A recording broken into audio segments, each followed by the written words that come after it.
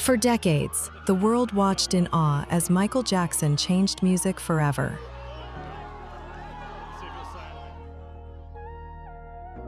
It's like almost like they didn't believe he was a human being because he created this unbelievable image, that was like not human, basically, with his moonwalk as well and all the other magic and mystery. With unforgettable performances, groundbreaking artistry, and a legacy that still inspires generations, he became more than a star. He became the king of pop. Very few people really know the real Michael. He becomes, to some people, a source of almost godlike virtue and wisdom. To other people, a figure of fun.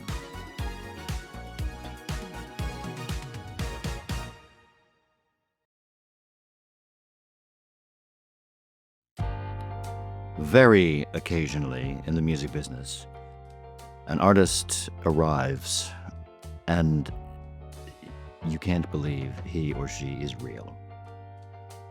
They are so good they seem to be flawless. And the public cannot get enough of them and must have more and more and more and more.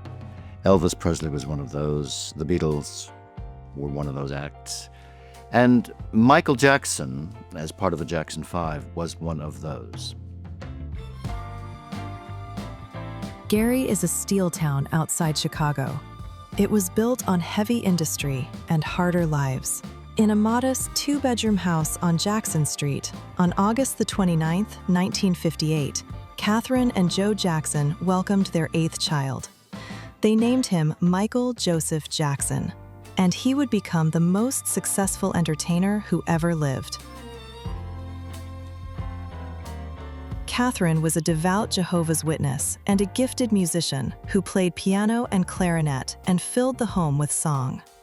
Joe worked at the steel mill by day and played guitar in an R&B band by night. Together, they raised 10 children: Rebby, Jackie, Tito, Jermaine, Latoya, Marlon, Michael, Randy, and Janet. Joe was also a demanding, at times physically abusive father. Now, Michael himself talked of the horror of being beaten by his father. Whipped was the word. And how his father would sit there as they were rehearsing with a belt, waiting to smack them if they got it wrong. But then on the other hand, he called his father a genius for instilling in them the discipline to present this slick stage act. So you have good and bad in the same person and in the same situation. I'm afraid life is often like that. He said he had often cried from that loneliness, that his father's presence made him physically ill. And yet, music poured out of that house. Because whatever else he was, Joe Jackson could hear talent, and in young Michael, he heard something almost supernatural. In 1964, Michael and his brother Marlon joined the group their older brothers had formed. By 1965, Michael was sharing lead vocals with Jermaine, and the group had a new name, the Jackson 5. He was 6 years old. The first we knew of him was the release of I Want You Back in 1969. Now, the brothers had actually been going for a few years, and Michael had been with them for a couple of years. But they had been on a small local label called Steel Town. It took the intervention of Berry Gordy to bring them to the public attention. Rolling Stone would later call the young Michael a prodigy with overwhelming musical gifts. When you put the needle down on I Want You Back, which I did when I was at my college radio station in 1969, you were floored. First of all, the thrilling piano glissando at the beginning. And then that wailing melisma from Michael. Wordless, but so charismatic. And then he lands on the first word, when. My name's Matt Fidesz, and I was Michael Jackson's friend and bodyguard for a number of years. He would say he would like to have been given a choice to be a superstar, because he can't remember time before not being Michael Jackson, the famous guy who can go anywhere, you know? Out of all the brothers, and I've got to meet all the brothers, and he is the most sensitive. He is the one, I would say, who's less built for superstardom, other than like Tito, who really couldn't care less what anyone would say about it. Jermaine, he would take you on, you know, he was a tough cookie, and Randy's tough, and you know, Michael was soft, he was gentle, and he would find it very, very difficult on his own. Everything's owed to the Jackson 5, I would say. If it weren't for the brothers, then he wouldn't be where he was, and he wouldn't have had this magnificent, you know, artist. And certainly his brothers recognise that. You know, they know he was the superstar of the family. They used to tell that to me. After honing their craft on the Chitlin circuit, the network of Black-owned venues where African-American performers found stages during the era of segregation, the group signed to Motown Records in 1968. The label, founded by Berry Gordy and home to Stevie Wonder, Diana Ross, and Marvin Gaye, was the sound reshaping American popular music. Their first 4 singles, I Want You Back, ABC, The Love You Save, and I'll Be There, all reached #1 on the Billboard Hot 100. No act had ever done that on debut. It has never been done since. Michael was 11 years old. Michael had a great affinity with all like the Motown people, obviously because these are the people that he was in contact with, and he was one of the youngest of the family. I think LaToya might be younger, Janet I think is younger, but the brothers, obviously he's the young kid. He would have been touring, he would have been with adults all the time, so his whole world is when he was, you know, from 5 to 10 years old, would have been an adult world. He had a lot on his plate. He had to sing, dance, but make sure he was perfect so the other brothers could follow. But it certainly had an impact on his life, but he never complained about the Jackson 5 days. Never complained. He just felt like he wished he had a choice, and he felt like his dad should have been a little bit easier on him. However, he also used to say all the time, if it weren't for his dad, I used to refer to him as Joseph, then he wouldn't be where he is now. Between 1972 and 1975, Michael released 4 solo albums with Motown, including Got to Be There and Ben, the latter's title track reaching #1 and revealing a vocal sensitivity that went beyond performance. Michael, even at that early age, had emotional insight. You cannot fake this. Whether this was because he was the youngest brother and had been subjected to what we are told were brutalities by the father, whether he had this loneliness that he said he did, he was emotionally aware before most young people. And he could invest a lyric with an emotional delivery. In 1975, the family departed Motown for Epic Records, renaming themselves the Jacksons. Michael took over as lead songwriter, crafting hits like Shake Your Body, Down to the Ground, and Can You Feel It, which combined pop accessibility with a new sense of scale and ambition.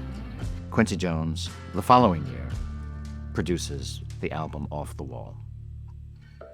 The first single to come out of it is Don't Stop Till You Get Enough. I have a very soft spot in my heart for Don't Stop Till You Get Enough because it's one of a handful of singles that begin in the middle of a sentence. The album cut is actually longer, and they edit the single in the middle of a sentence. It's quite extraordinary. Don't Stop Till You Get Enough and Rock With You both hit #1. Michael swept the American Music Awards and won his first Grammy for Best R&B Male Vocal Performance.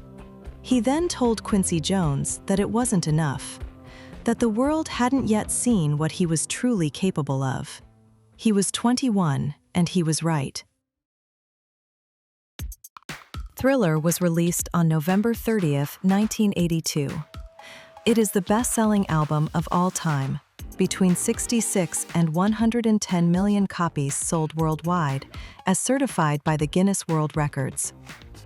It's a historic hit for a variety of reasons.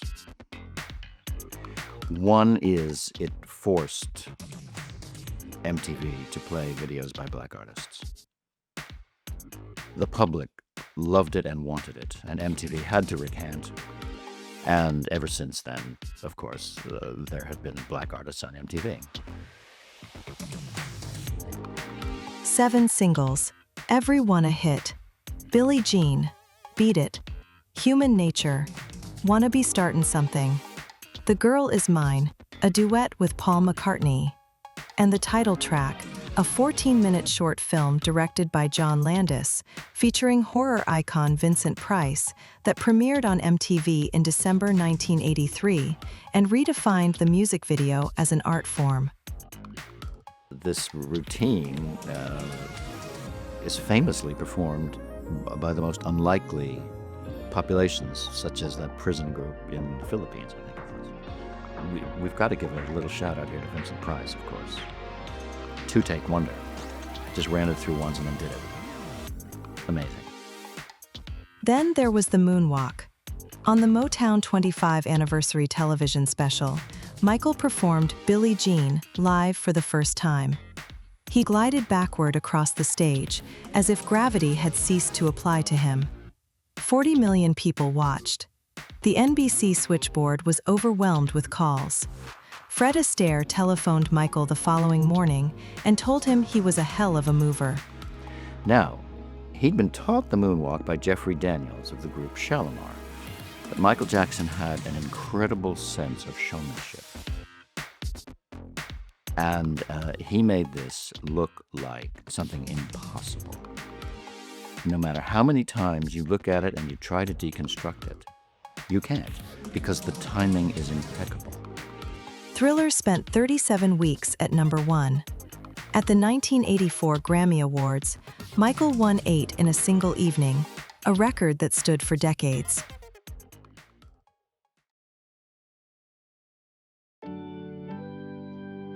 In January 1984, during the filming of a Pepsi television commercial, a pyrotechnic malfunction ignited Michael's hair. He suffered second-degree burns to his scalp. The incident, watched by the crew in horror, marked the beginning of a dependence on prescription painkillers that would shadow the rest of his life.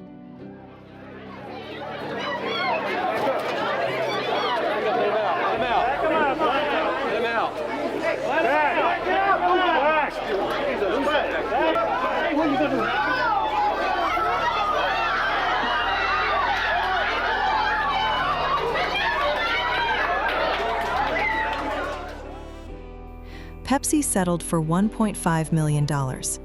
Michael donated the entire sum to a burns center. His charity work is unreported, and it's one of the things that really gets to me, because people may not know that in the Guinness Book of Records, Michael Jackson is the biggest, fundraising, donating, charity person there is of all time. I mean, there's no one else. They're on record. He actually did a tour once, he told me, and he donated all of his personal profits from that tour to a charity. He didn't take anything himself. Imagine that, going all around the world, performing like he does, to the energy he does, and singing and dancing 3 or 4 hours a night, all the jet lag, and not earning a penny from it. He gave it away to charity. Bad arrived in August 1987, 5 years after Thriller.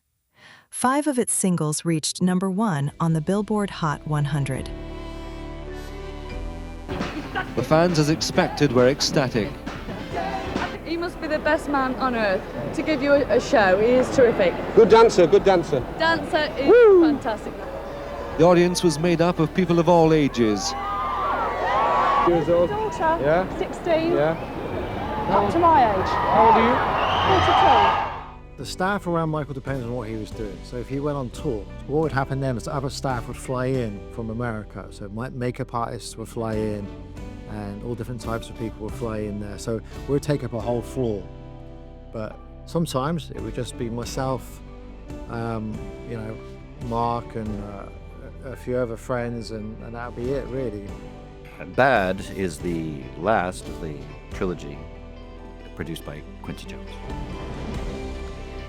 And it is probably the least of the three, but yet produces a string of number one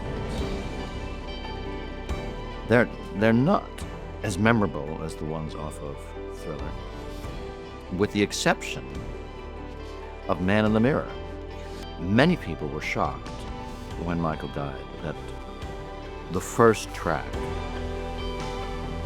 to jump into the charts, because everything was selling, but the one that really stood out was Man in the Mirror. And that's because the lyrical content of that struck people on a personal note. The album opened at number 1 in 25 countries. The Bad World Tour ran for 16 months, visiting 15 countries and playing to over 4 million people. It was during this period that something painful and private had become impossible to conceal. Michael was guarded as much as the president, literally. I mean, he's the most famous man on earth. How does it feel to be meeting the royalty tonight? Very exciting. Outside, his fans were getting impatient, waiting for the real thing. Some of them unfortunately passed out even before their idol arrived. Then Michael Jackson's besieged Daimler appeared and only just managed to push its way through the crowd. And knowing through bitter experience what the fans would do if they got their hands on him, he made a quick dash for the door. Michael was an amazing showman when he was on stage. Electric. He was almost like super, like, I don't know, it was like the Hulk thing. It was a completely different guy. The frenzy of when he would come out on stage, sometimes I used to look at it, and I remember something he said to me once, is when you see him at a concert, he would come out, and he wouldn't just walk on stage, he would just stay still, like frozen, wouldn't move. And it was to build curiosity from the crowd. And he would stay there for anything up to 1.5 minutes, 2 minutes, and then he'd do like a little flick, and everyone would go mad, crazy, because they all want to see what's going to happen next. And then he would turn his back on them, and then take the mask off, and then he knew exactly they all wanted to see what he looked like, and he could alter the way he looked with makeup and all sorts, and he knew that was part of the fascination of the whole Michael Jackson act. In the early 1980s, around the time of Thriller, Michael had begun noticing white patches on his skin. His dermatologist, Dr. Arnold Klein, first identified the condition in 1983, vitiligo, a chronic autoimmune disorder in which the body attacks melanocytes, the cells that produce skin pigment. The world's highest-paid pop star was stopped and searched for drugs as he arrived at Heathrow this afternoon. It was just the beginning of the ordeal for Jackson and his entourage, which included a turbaned cook and a Los Angeles policeman acting as a bodyguard. Ahead lay an onslaught by fans and photographers. Jackson has described the experience as being like a bowl of spaghetti with everyone pulling in different directions. For years, the media and public chose a crueler narrative, that he was bleaching his skin out of racial self-hatred. Michael confirmed the diagnosis on camera in the 1993 Oprah Winfrey interview. This is the situation. I have a skin disorder that destroys the pigmentation of the skin. It's something that I cannot help, okay? But when people make up stories that I don't want to be who I am, it hurts me. The iconic single white glove, first worn in 1983, had begun as a way of concealing the early patches on his hand. An act of medical necessity became one of the most recognizable images in pop culture history. In 1988, he published his autobiography, Moonwalk, and released the experimental long-form film, Moonwalker. Driving can kill a friendship.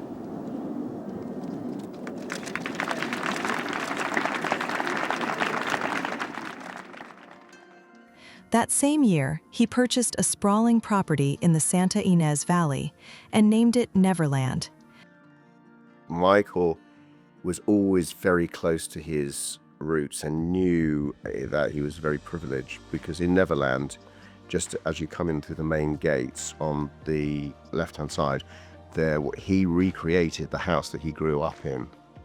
I went in there and I was like, this is not a house where like 7 or 8 kids were brought up. You're joking. It was tiny.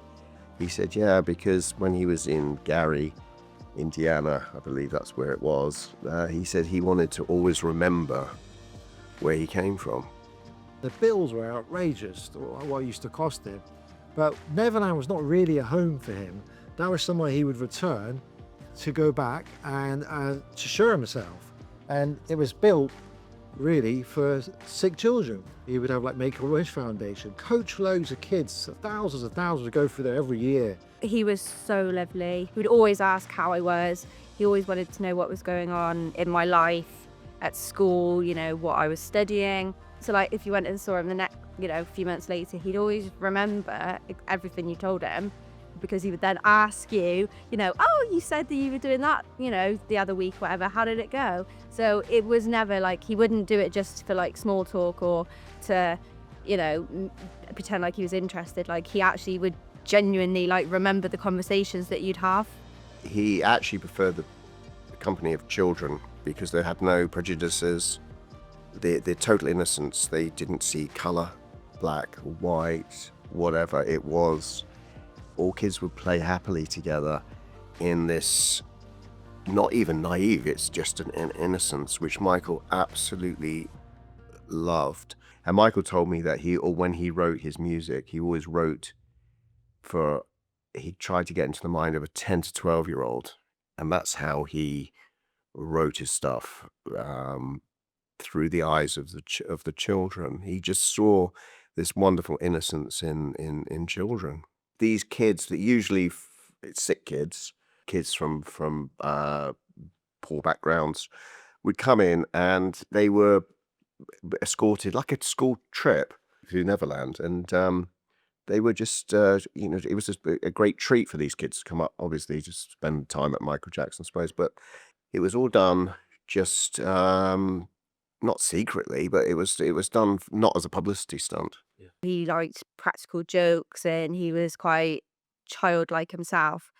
Yeah, he's always water bombing you and stink bombing hotels and just complete those Nerf guns. Remember them? It was a nightmare with those. If you go shopping with those, and he would saturate you in the hotels or in public. He used to phone me up and he used to put on this sort of really ridiculous English accent.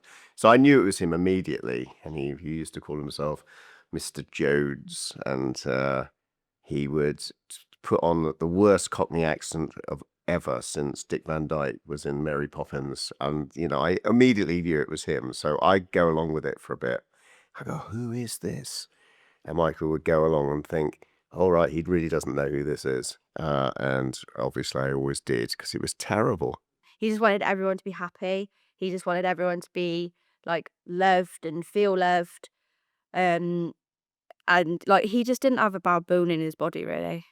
I think some people were wondering how he could keep the impact going, because he'd already twice shocked us with his brilliance. Once with the Jackson 5, and then as the adult Michael Jackson. Thank you very much. I'm very happy to be a part of the LA Gear Magic, and I hope we have a very rewarding, successful career. Thank you. Dangerous was released in November 1991, debuting at #1 in 23 countries. Incorporating the New Jack Swing sound developed with producer Teddy Riley, it pushed Michael's music forward at the very moment many expected him to coast. Its lead single, Black or White, became the first song to debut at #1 in the US since the Beatles, and was watched by an estimated 500 million people on the night of its broadcast. Michael Jackson is the artist of the 80s. His last 2 albums sold more than any one individual in the history of the recording business. His friend Elizabeth Taylor calls him the king of pop, rock, and soul. You can understand why all of us are so proud to be a partner with Michael Jackson. I knew he was a credible performer and an incredible dancer, but I didn't think the intelligence level was so high. I mean, the guy used to read 3 or 4 non-fiction books per week, and he was just super intelligent. And when it comes to media, when we get to a city or town, he'd always be thinking, how can I make news, headlines? How can I make front pages? As usual, Michael Jackson spent the day in his hotel suite while the fans outside pleaded for an appearance. We won't be able to see you anymore! Michael! And what little they saw of him indicated a playful, teasing Jackson showing little sign of illness. After nearly 3 days holed up in his Bangkok hotel, Michael Jackson finally emerged tonight. Hundreds of young fans mobbed his van as it left, but behind the dark glass, there was no glimpse to be had of the reclusive superstar.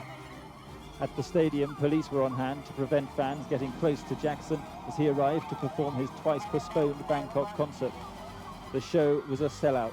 40,000 fans crammed into the open-air National Stadium. Most with tickets, but many without, trying to force their way in. Tonight, Michael Jackson was playing for royalty. The younger members of the Thai royal family invited along. Here, at least, his popularity seems undiminished. The Dangerous World Tour of 1992 and 1993 raised millions for his Heal the World Foundation, an organization he had established to support children's causes globally. Michael saw charitable work not as an obligation of celebrity, but as a calling, one rooted in genuine feeling. He made an effort to stay childlike. So Neverland was one of those efforts, watching Disney videos, and that's how he believed he could come up with hits after hit. He used to believe that the hit music used to just fall down into his brain, and then he had to get the song out straight away. So he made a huge effort to do that. That was his own thought process. He enjoyed being around other children because I think he could be more himself without being judged, you know, with like the sleepovers and stuff. Like for him, I think it did really upset him that people could think that this is why he was doing it. He could never think of hurting another child, so for other people to suggest it was really heartbreaking for him. In the summer of 1993, Michael was accused of child sexual abuse. The allegations were global and immediate. The criminal investigation produced no charges. The civil case settled out of court in January 1994. A decision Michael maintained was made on legal advice alone, not as any admission of guilt. He stated his innocence publicly, repeatedly, and on camera. I am deeply touched and honored that the PTA principal and faculty members and students have been so kind as to dedicate the auditorium where I sat as a child in my honor. We must all never forget that the children are our future, and without them, mankind will become extinct. I thank Ms. Gerson, I love you, and Ms. Rose Fine, I love you, and the Gardner Street School Associates, and all the children, I love you. Thank you. Well, this is an adult who wants to be a boy. And this whole Peter Pan of pop business was not made up. He couldn't function in a personal sense as a conventional adult. He had to be a child because his greatest emotional needs were to be with children. A marriage to Lisa Marie Presley, daughter of Elvis, a woman Michael had known since childhood, followed in May 1994, lasting less than 2 years. They pretended for a while that it could work. Maybe they even believed it could work. Maybe they were so happy that I've met a peer. But they obviously were incompatible because the marriage was short-lived. Michael's attraction to Debbie Rowe was a completely different story from his attraction to the nearest woman peer there was going, which is Lisa Marie Presley. He got to know Debbie Rowe as a human being, in her role as assistant to his dermatologist. And so he would have one day had the idea, she could be the mother of my children. And we're all friends, why not? The History album arrived in 1995, a double record of greatest hits and new material, raw with fury and grief. Scream, a duet with his sister Janet, was among the most expensive music videos ever made. You Are Not Alone became the first song in history to debut at #1 on the Billboard Hot 100. The audience had not gone anywhere. Being on stage with my brothers was a wonderful experience, like a revelation. And it was almost as if it was deja vu, as if it happened yesterday, you know, because I felt as if Ed Sullivan was introducing us when we first premiered I Want You Back. And I love my brothers, and it was just a great celebration. It was so much fun. Well, all the hysteria and adulation and all the notoriety that comes with being a performer, it's always a great pleasure. To perform with Chris Tucker and Usher on Rock My World was a lot of fun. It was kind of spontaneous. I'm on stage singing and suddenly Usher comes up dancing, and it was surprising and a lot of fun. I really think he's a wonderful performer, Usher. And Chris Tucker, who I consider to be one of the funniest men alive, was wonderful to work with. And I just really think he's a wonderful human being. He's a friend of mine now. He's a great guy. In October 2001, Michael had released Invincible, his first full studio album in 6 years, made in collaboration with producers Teddy Riley and Rodney Jerkins. It debuted at #1 in 13 countries, including the US and UK, and sold approximately 13 million copies worldwide. The singles You Rock My World, Butterflies, and Cry all charted internationally. But the relationship between Michael and Sony Music had collapsed. I used to get so upset and frustrated by the way the media used to portray Michael. The Wacko Jacko thing. You know, they have like a sort of stage persona or something where, you know, he was like a bit, you know, crazy and stuff. But just behind closed doors, he was like anyone else. So like, I never saw that. Michael, especially with Bubbles the Chimp and taking a monkey around with him on tour, was deemed to be slightly strange. And there were rumors of Michael sleeping in a hyperbaric chamber, having blood transfusions and all sorts of weird stuff, which is totally not true. I mean, the monkey thing was, but Michael did that again for effect because he wanted to have a bit of fun with the press. But I think, sadly, it kind of came round and it bit him on the backside a bit because it was twisted and turned into something nasty when in fact actually it was just a bit of fun. If Michael Jackson is addicted to a powerful painkiller like morphine or pethidine or even diamorphine, which is also known as heroin, he would experience very unpleasant side effects were he not to receive some sort of support. The years that followed were quieter. He remained devoted to his 3 children, Prince, Paris, and BG, and to his philanthropic work. Every time he walked into the room, the kids would all immediately, like a magnet, go to him. They'd want to be picked at, they'd want a hug and a kiss, and he absolutely adored them. We couldn't go out to restaurants because he would be mobbed. He also protected his children by making them wear masks so no one knew what they looked like in public. And quite often, some of the times that I went to visit him in Las Vegas, I would take Prince and Paris, before Blanket was around, I'd take Prince and Paris out to the local McDonald's on either with holding my hands. No one knew who they were. He was the most amazing father that you could ever witness.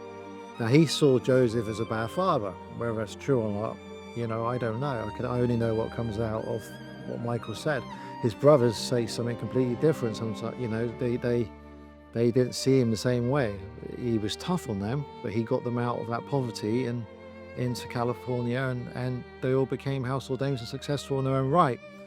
But his own kids, he was amazing with them. I remember the time when I was in Germany with him, and Blanket had just been born, and he was very, very young, with it 6 months of him being born. And Michael held him up at the window out of the hotel, And of course, you know, that hit every paper in the world virtually. Michael Jackson, irresponsible father. I mean, for God's sake, he was just holding the kiddie up. There was the platform underneath. He couldn't have even dropped. The boy would not have plummeted to his death. I mean, he was holding him, you know, he was just showing his kid off. But again, you have to ask, okay, why did he do that? Because he did it voluntarily. Nobody was holding a gun on him saying, hold your child out at a great height. And he was so carried away with the excitement and happiness, and also proving, look, I'm a man, I have a child. And for that moment, he forgot the interest of the child. His Neverland home was raided. The FBI investigated him for 10 years, and people forget about that. And when it's brought up, it's like they don't care. They don't want to hear that. And they just want to hear, you know, that someone's, like I said, I could make a claim that, you know, something's happened to me, and people would believe it, you know, with no proof, with no evidence, and they would. And that is the world that we live in. The press were trying to find, oh, maybe he did, maybe he didn't, you know, it's like, and it really, the whole court case drained Michael. I mean, I saw him, he wasn't eating, he was just not sleeping particularly well. We were talking to him a lot on the phone, trying to cheer him up. And it was just, it was very, very draining for him. Those who knew him in that period describe a man who was thoughtful, funny, deeply well-read, and still capable of extraordinary musical ideas.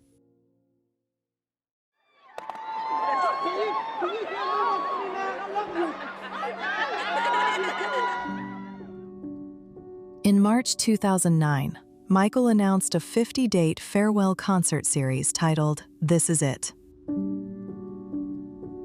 Yeah, the last time we saw him was in April. It was when he came to London to announce the O2 tour, the This Is It concert. This is it. This is it. I think I remember my dad just phoning me and just saying, oh, I'm in London with Michael. You know, he phoned me up and said he's come over to announce his tour, and he's a bit nervous. So he just phoned up my dad and said, could you kind of come and give me a bit of support and like some encouraging words, please? And then we just went up to London. It was, you know, just like a normal, you know, like every time he came over, like I kept thinking it's weird that you don't think that's like the last time you're going to see someone. These will be my final show performances in London. This will be it. This is it. And when I say this is it, it really means this is it. Because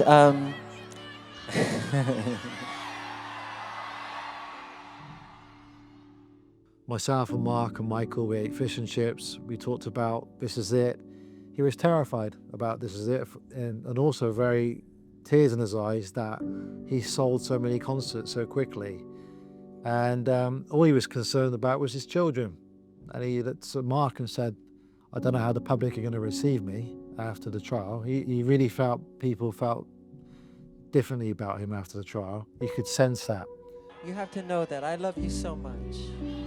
Really. From the bottom of my heart. This is it, and see you in July. 4 million people attempted to buy tickets. The shows sold out in hours. Rehearsals in Los Angeles, conducted through the spring of 2009, showed a performer still in command of everything that had made him extraordinary. The voice intact, the movement still unlike anything else on earth.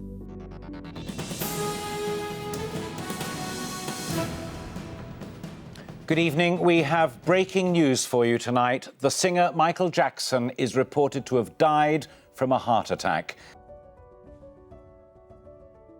Michael was pretty much historic. I grew up with his music, grew up with him, and it's just unbelievable. It's just shocking. It's like I'm in a dream. Like I really don't believe it. I really think that his legend will live on, that he will never die, his music will never die, and he will still live on in our hearts. I want them to do a complete congressional investigation, because there's more to this than just what you have heard. And I do want to get to the bottom of all of this.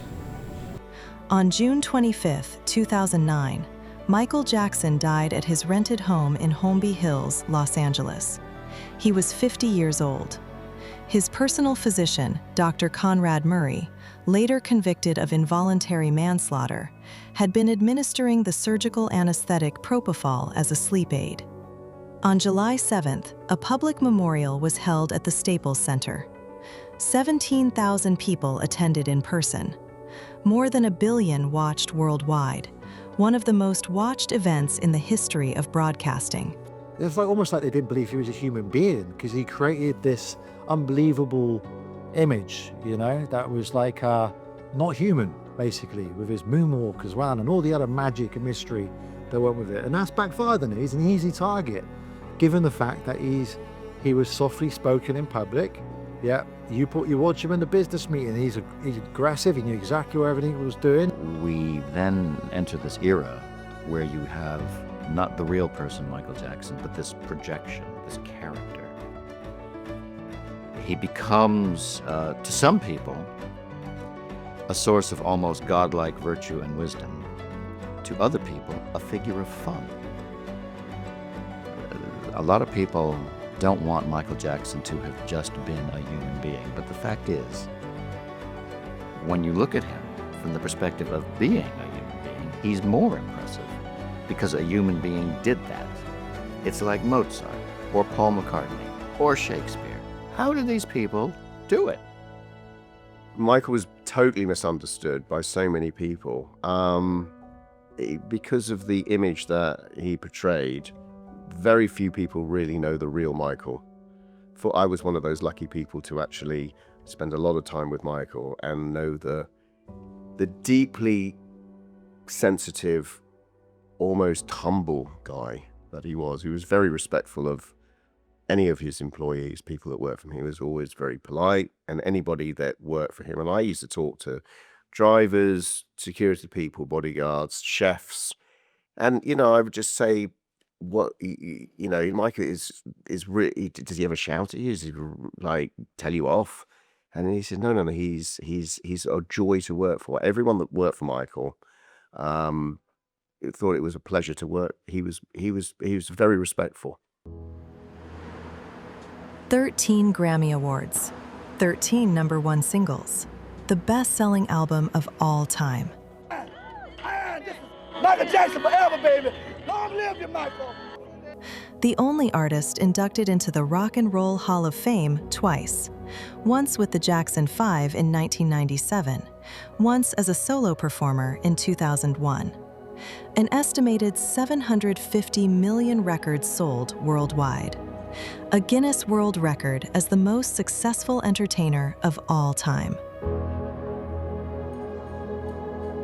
2 posthumous albums followed, Michael in 2010 and Escape in 2014, the latter executively produced by Epic Records chairman L.A. Reid and Timbaland, drawing on recordings from earlier sessions, both debuting at the top of international charts. In 2026, a biographical film titled Michael brought his story to cinema, with his nephew Jafar Jackson in the title role, reawakening debate about how we hold a life this complex. But statistics and sequels don't capture what Michael Jackson actually was. They don't capture the electricity when the music started, the feeling that for the next 3 minutes and 30 seconds, the world was arranged differently and everything was possible. They don't capture what it meant to a generation of Black artists when his face appeared on MTV, or to a generation of dancers watching the moonwalk and understanding, for the first time, what a human body might truly be capable of. He was also a deeply wounded person who never had a childhood, who was subjected to cruelty at the age when children most need safety, who was famous before he could form a lasting memory of innocence, who was accused, tried in the full glare of the world, acquitted, and never quite forgiven by those who had already decided. What endures is the work, and the work is extraordinary. I mean, he's like the last of one of, I think, God's gifts of innocent, loving person that cared truly about everybody, and there's nobody else like him. It will never be really closure, because see, when I hear music like this, it brings tears to me, man. This music, man, was very touching, and his music meant something. He didn't just sing a whole bunch of junk. He thought about what he was singing before he sung it, and this man just touched the world.